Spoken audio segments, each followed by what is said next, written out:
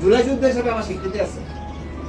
আমি দিলাম না স্বীকৃতি। তুই যা, তুই ইউনুসের কাছে যা, ডক্টর ইউনুসের কাছে যা। স্বীকৃতি আছে মুক্তিযুদ্ধ মন্ত্রণালয়। হ্যাঁ যা, যা এর কাছে যা। টাকা নিও। এরা এই যে এদিকে শোন,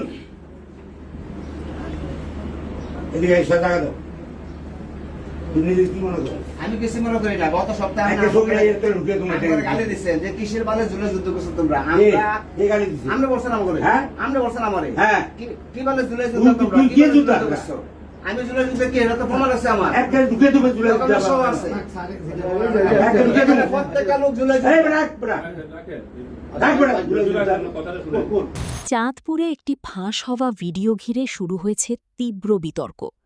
জুলাই আন্দোলনের আহতদের সঙ্গে অসৌজন্যমূলক আচরণের অভিযোগ উঠেছে চাঁদপুর জেলা পরিষদের প্রশাসক ও জেলা বিএনপির সেক্রেটারি অ্যাডভোকেট সলিমুল্লাহ সেলিমের বিরুদ্ধে।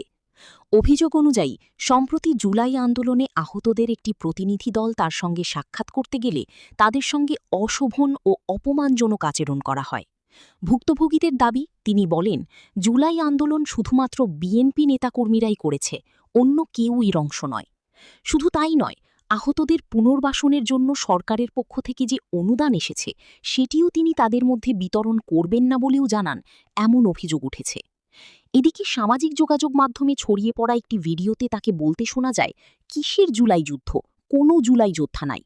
ভিডিওতে আরও শোনা যায়, তিনি বলেন, জুলাই মুলাই সব ঢুকিয়ে দেব, টেবিলের নিচে ঢুকিয়ে দেব, যা ইতোমধ্যেই ব্যাপক সমালোচনার জন্ম দিয়েছে।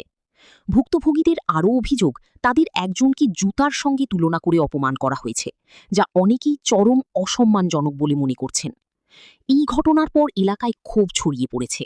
বিভিন্ন মহল থেকে ঘটনার সুষ্ঠু তদন্ত এবং প্রয়োজনীয় ব্যবস্থা নেওয়ার দাবি উঠেছে। তবে এই বিষয়ে এখনও পর্যন্ত অভিযুক্তের পক্ষ থেকে কোনো আনুষ্ঠানিক বক্তব্য পাওয়া যায়নি। পুরো বিষয়টি নিয়ে আলোচনা সমালোচনা অব্যাহত রয়েছে। আপনি কি মনে করেন, এই ধরনের আচরণ কি গ্রহণযোগ্য? আপনার মতামত জানান কমেন্টে।